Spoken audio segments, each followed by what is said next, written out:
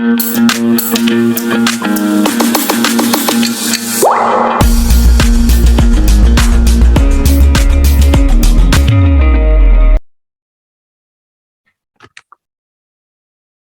afternoon, students. Today we are going to discuss about RMS exam 2020-22 class 9th Hindi. Let's start with the very first question.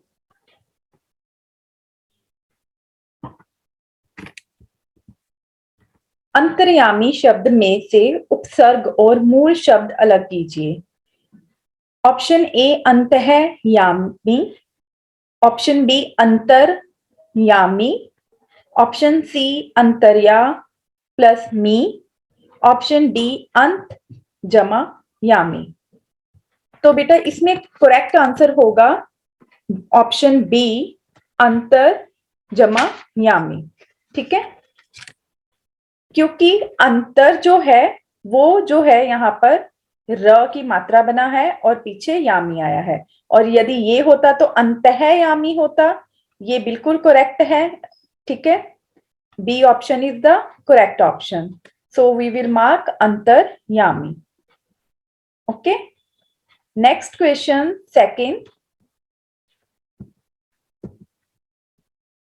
मृगलोचन समस्त पद में कौन सा समास है? तो आप देख सकते हैं यहाँ पर ऑप्शन है. ऑप्शन ए द्वंद्व समास, ऑप्शन बी कर्मधारय समास, ऑप्शन सी द्विगु समास और ऑप्शन डी अव्ययी भाव समास.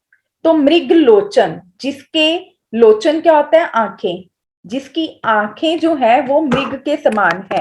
तो मृगलोचन में यहाँ पर तारीफ हुई है. जब भी हमारी अपीयरेंस की तारीफ होती है तो वहां पर होता है कर्मधारय समास. So correct option will be option B कर्मधारय समास. ठीक है, next question is question number 54. सही वर्तनी पहचानिए. तो इसमें हमें क्या है? सही वर्तनी पहचाननी है. सही वर्तनी का मतलब क्या होता है? Correct spelling. वर्तनी मीन्स होता है स्पेलिंग, और अब हमें यहाँ पर औद्योगिक के सही स्पेलिंग पहचानने हैं. तो यहाँ पर औद्योगिक के सही स्पेलिंग होंगे ऑप्शन बी औद्योगिक. ठीक है, तो औद्योगिक नहीं होता है, औद्योगिक नहीं होता है, औद्योगिक भी नहीं होता है.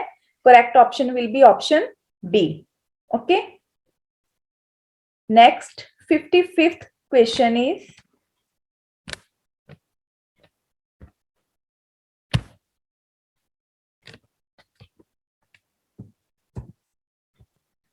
वह आप ही आ गया में सर्वनाम का भेद बताइए. वह आप ही आ गया, इसमें कौन सा सर्वनाम है आपको ये बताना है. तो इसमें आप देख सकते हैं कि कौन सा सर्वनाम है. निश्चयवाचक, प्रश्नवाचक, संबंधवाचक या निजवाचक.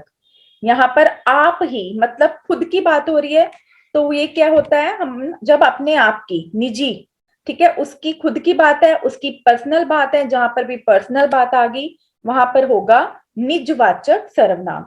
सो correct option will be option D निजवाचक सर्वनाम. ठीक है, नेक्स्ट क्वेश्चन इज श, श, स, ह व्यंजन वर्ग को क्या कहते हैं? तो हमने यहाँ पर व्यंजन के वर्ग किए थे कि कौन कौन से व्यंजन के क्या क्या नाम है. तो यहाँ पर श, श, स, ह जो हैं वो आते हैं हमारे ऊष्म व्यंजन के अंतर्गत. ठीक है, तो ये चार जो हैं ऊष्म व्यंजन है. ठीक है, correct option will be option A. Next question 57th is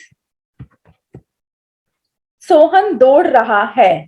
तो यहाँ पर आप देख सकते हैं कि दौड़ रहा है जो है रेखांकित किया गया है. इसमें कौन सा क्रिया का भेद है? अकर्मक क्रिया, सकर्मक क्रिया, द्विकर्मक क्रिया या प्रेरणार्थक क्रिया. इसमें द्विकर्मक क्रिया है क्योंकि यहाँ पर दो कर्म है, दौड़ना और रहा. जब भी दो धातुओं से कोई क्रिया बनती है तो वहां पर द्विकर्मक क्रिया होगी. तो इसलिए यहाँ पर जो है द्विकर्मक क्रिया है. ठीक है, next question is 57th question is next 58th question is जुग जुग जियो में वाक्य का क्या प्रकार है? जुग जुग जियो में जो है, इस वाक्य में हम आशीर्वाद दे रहे हैं, ठीक है। जब भी हम किसी को ब्लेसिंग देते हैं तो हम क्या करते हैं, हम विश करते हैं उसकी, ठीक है, उसको जो है उसके लिए वेल विश करते हैं, हम उसके लिए इच्छा प्रकट करते हैं कि उसका कुछ अच्छा हो। तो जहां पर यहाँ पर जुग जुग जियो मतलब आशीर्वाद दिया गया है उसको लंबी उम्र का, तो यहाँ पर क्या होगा, इच्छावाचक। So correct option will be option C, इच्छावाचक, ठीक है। Next question 59th question is तात शब्द के लिए कौन सा शब्दार्थ अनुपयुक्त है? जो तात शब्द है बेटा, वो हम किसी को भी जो है रिस्पेक्ट में कह सकते हैं, ठीक है। हम अपने पिता को कह सकते हैं, हम अपने भाई को कह सकते हैं, हम किसी भी पूजनीय व्यक्ति को कह सकते हैं, लेकिन गरम शब्द के लिए यह नहीं आएगा। तो ये अनुपयुक्त है किसके लिए? गरम के लिए, ठीक है। नेक्स्ट क्वेश्चन इज 60th उत्पत्ति के आधार पर शब्द के कितने भेद होते हैं? तो हमने किए थे, शब्दों के अलग अलग आधार पर प्रकार किए थे हमने। तो उत्पत्ति के आधार पर जो है शब्दों के 5 भेद होते हैं, तत्सम शब्द, तद्भव शब्द, देशज शब्द और विदेशज शब्द।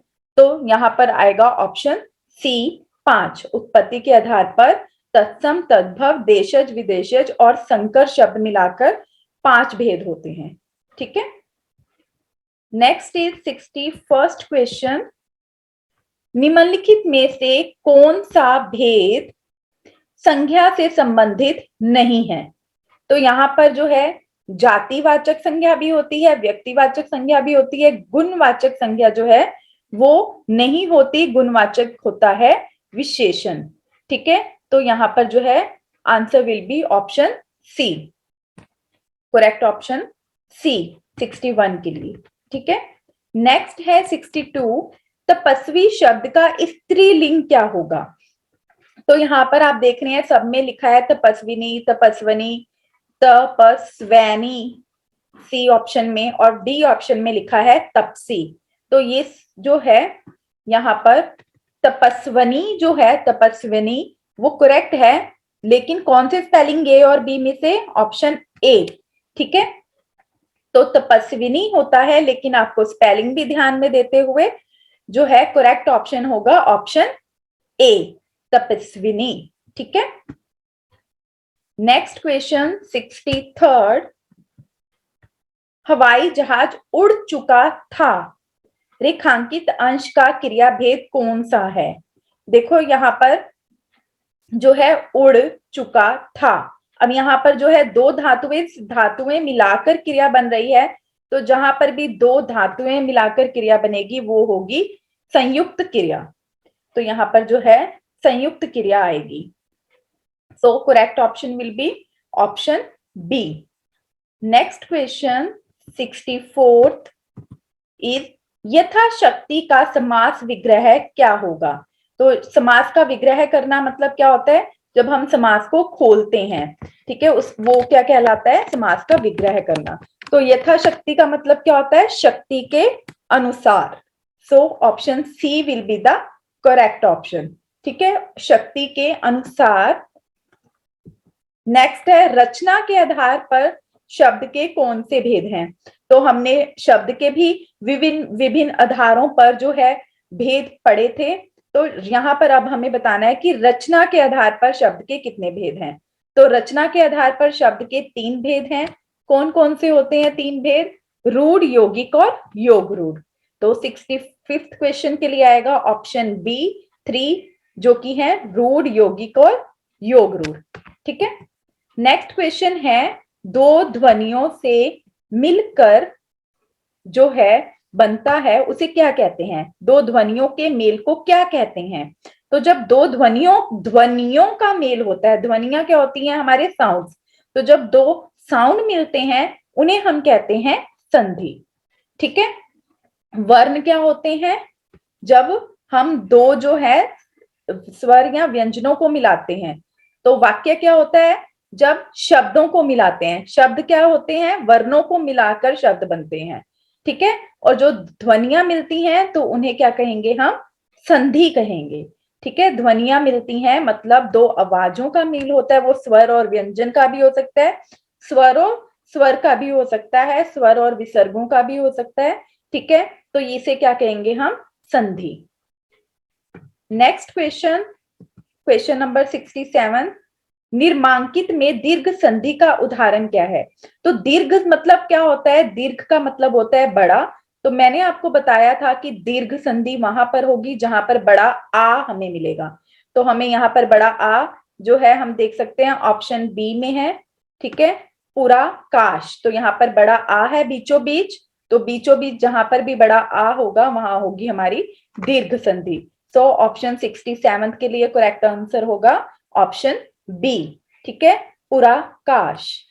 Next question is 68th question,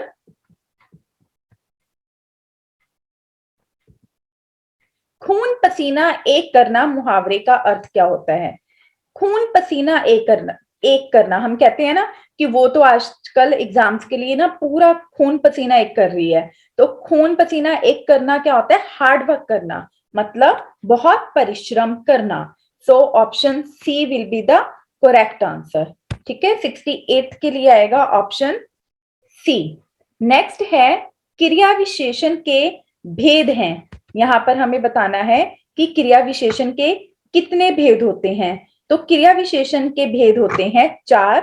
option B will be the correct. कौन कौन से भेद होते हैं, स्थानवाचक क्रिया विशेषण, कालवाचक, परिमाणवाचक और रीतिवाचक। तो ये 4 मिलाकर क्रिया के जो हैं क्रिया विशेषण के 4 भेद होते हैं। So correct option will be option B 4।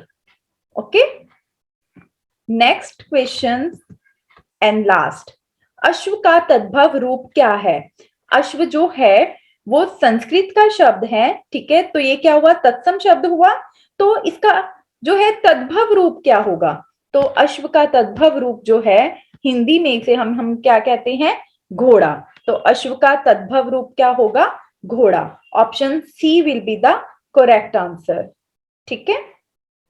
I hope कि आपको जो है आप कोई डाउट नहीं होगा इससे रिलेटेड। Thank you everyone. पूरा वीडियो देखने के लिए और लेटेस्ट एग्जाम अपडेट्स जानने के लिए डाउनलोड करें कैरियर डिफेंस स्कूल का एंड्रॉयड ऐप।